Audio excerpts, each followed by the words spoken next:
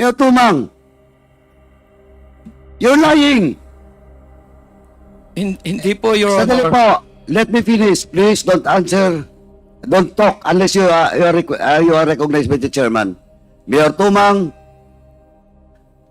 sinabi mo hindi mo kilala personally si Billy Ong at saka si Eddie Yang. Si Eddie Yang, hindi mo kilala? Nakilala ko po, Your Honor, nung pumunta po sa munisipyo, nagpakilala po sila, Your Honor. Sandali, yung sa munisipyo lang ba? Yes po, Your Honor. Yun lang? Oh, now, eto Mayor Tumang, nagsisinungaling ka. Di ba naimbitahan kayo doon? Sa China? Yes po, At Your Honor. kasama niyo si Eddie Yang?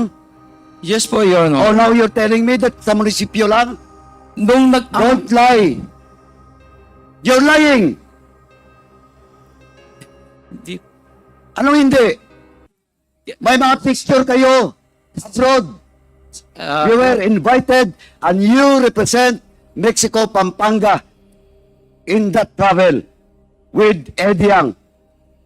And it's Eddie Yang that introduced all of you, and that includes the former governor and the governor to the ambassador.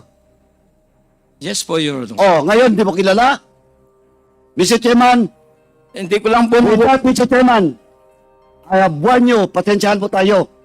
I move to cite in contempt, Mayor Tumang. Your Honor, can I explain po para makuha niyo po yung point ko?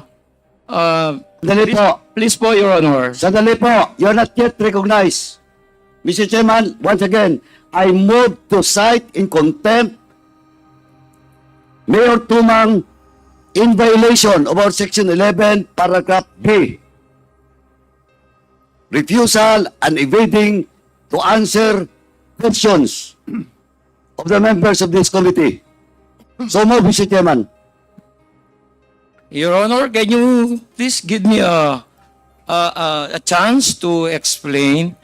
Hindi po kasi ano yung exact gusto niyong Mr. Chairman, the question is very simple. Just a 1-minute suspension.